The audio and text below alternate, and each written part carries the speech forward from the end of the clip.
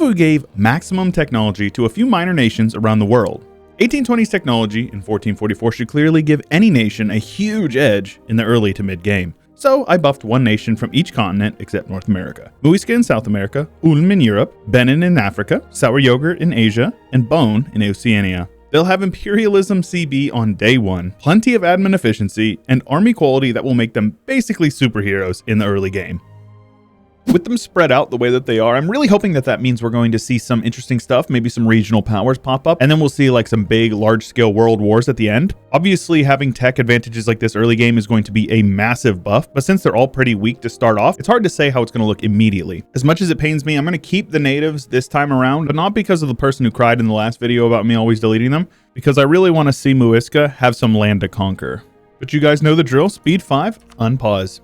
I think we're going to be seeing quite a lot of things like this. Benin with the Nationalist War in 1445, attacking forces that are at least 3 times stronger than them, and handedly winning. In Europe, it's hard to say because you'll probably get coalitioned and ganged up on, but even then, the tech advantage might be too much to overcome. The mighty Ulm, looking to expand early. We'll see how that goes since their force limit won't even allow them to siege a level 3 fort. Bone has already grown, annexing 2 provinces, I believe, from these guys, so good on them. The fact that their tech is so much higher, I think that they perceive themselves as much stronger, so they're much more willing to be aggressive and to attack people around them. Ulm is actually in a really good spot considering the fact that they're German culture, because nationalism is only 25% aggressive expansion, I believe. So if they can avoid a coalition early on and get to a point where they can actually get a decent force limit, I think Ulm might actually be the one that wins this. I'm kind of scratching my head at this one. These guys attacked Caradel, who is a tributary of Ming, and Ming joined.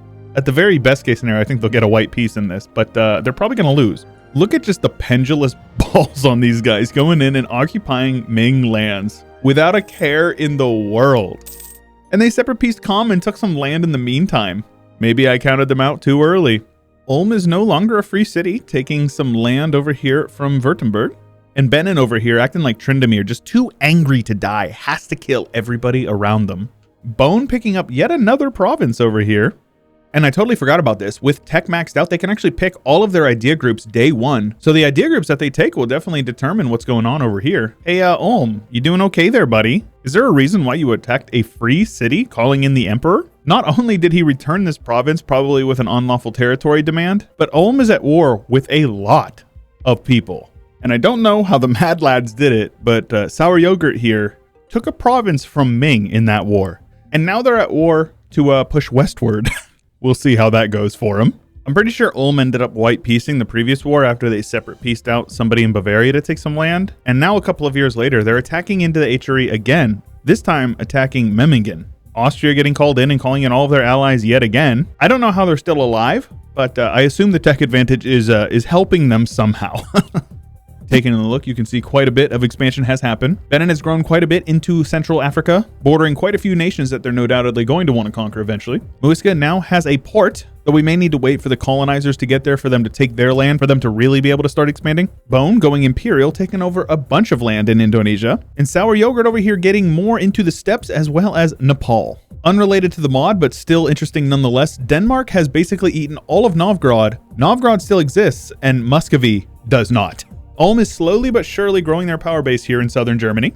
Well, we've got some good news and we've got some not so good news. These guys over here have been dismantled. Even worse, you can see that Yarkand and this Limboan guy both have really high tech, and that is because they were released from Sour Yogurt, and Sour Yogurt has since collapsed. So it looks like we're going to see Yarkand and Limboan popping off in this area maybe instead. Bone hasn't really changed a whole lot. It's pretty close to where it was last time I'd looked, like 50 years ago or so. Benin is consolidating the Sahel, so that's pretty good. Muisca has added 1, maybe 2 or 3 provinces over here, so they're still growing slowly but surely.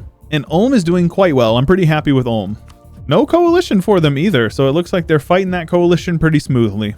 They've got allies in England and Milan, so that's pretty good for them. We've got a bit of expansion over here in the Muisca, finally making their way over into Central America.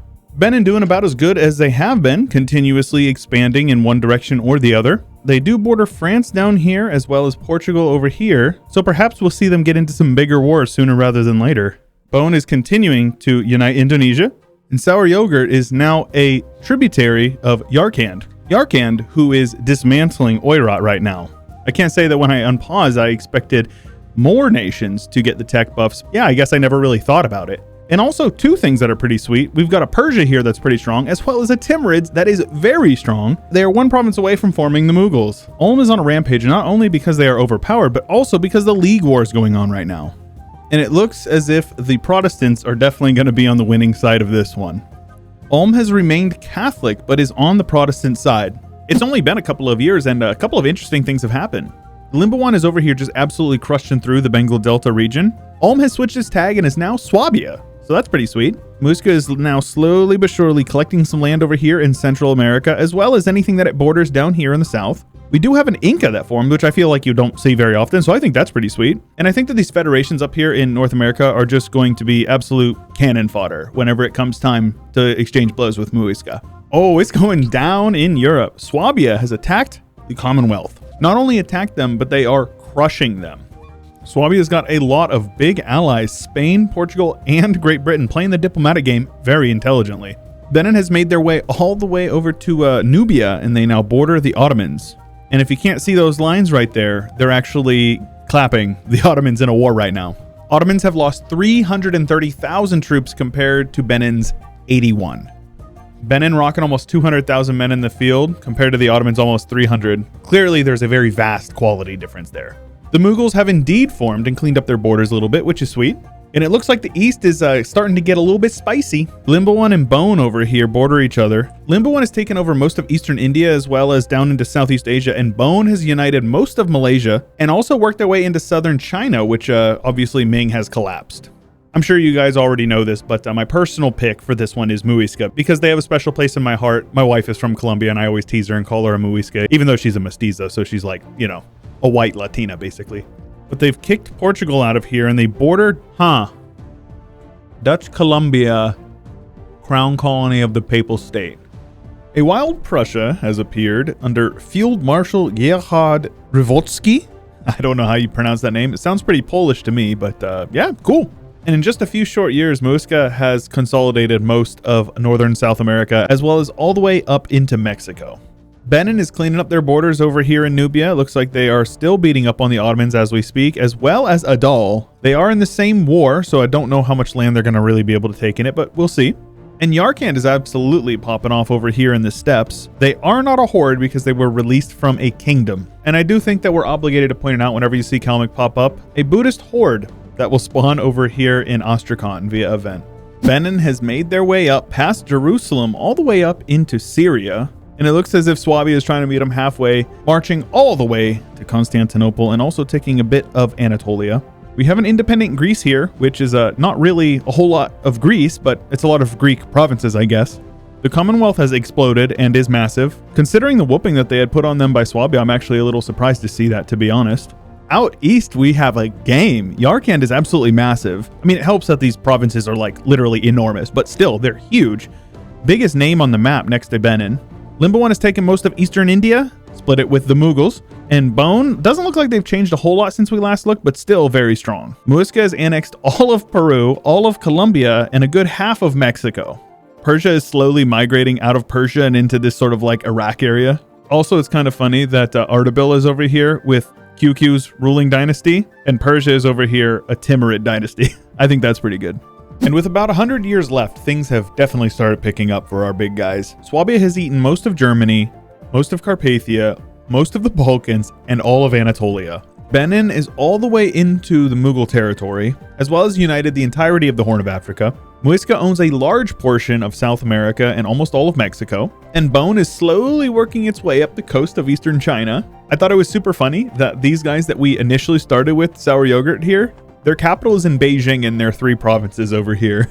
But you can see here that people aren't really red anymore. They're more of an orange, and as they continue to catch up in tech, they will get more and more closer to that green color that you're used to seeing. So as we get closer to the end here, I'm curious what you guys think. Are they going to continue to grow and thrive, or will they crash and burn as the other people around them catch up?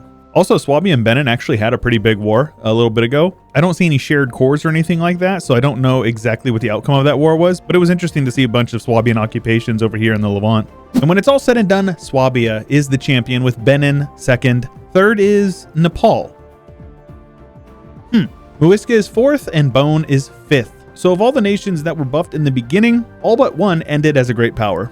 Swabia ended up taking over all of Germany, basically all of the Balkans, and all of the land from the Baltic all the way over to Caucasia, so that's pretty nuts for them. Benin controls most of Africa, all of Arabia, and a large chunk of Persia as well, exiling Persia up here to the Caspian Sea. Take a look at this beautiful AI Nepal. You'll love to see it. That Limbawan nation formed Nepal, went on to conquer a large chunk of India, and I don't really know if their borders changed much outside of that. Bone's border stayed pretty much the same. I think the limitations of the AI with naval combat and stuff like that just really held them back. But look at that big, beautiful Muisca, man. Oof. Boy, do I love a big Muisca. Almost all of South America, except for like 15, 20 provinces. North America is split between them, Pacifico Norte, Newfoundland, and this native federation, which controls a ton of development over here. Very annoying. If anybody's wondering, this is why I delete the AI natives. Let's hope that they're fixed in 1.34. The release date for it should be announced pretty soon. Sour Yogurt did end up picking up a couple of extra provinces over here in China, but their capital in Beijing is still one of the last holdouts that they ended up having. I do have some fun plans for stuff coming up, so if you enjoyed this video and you want to see more content like this, do make sure you leave a like on the video. I appreciate it a lot. And also subscribe if you haven't, because there's plenty of content you're going to miss out on if you're not subscribed. I've got a list of interesting ideas, and I'm going to be working on those over the next couple of weeks, so stay tuned. If you want to join my Discord, my subreddit, or my Twitter, you can check those all out. They're linked in the description below the video, as well as my Patreon. As I said in the beginning, patrons are really the reason why I'm able to do this full-time, making these videos for you guys. I love to do it, and I want to keep doing it, so if you want to support, $5 a month will get you early access to every video on this channel. But that's about all I've got for you for this one. Till next time, guys, stay chill.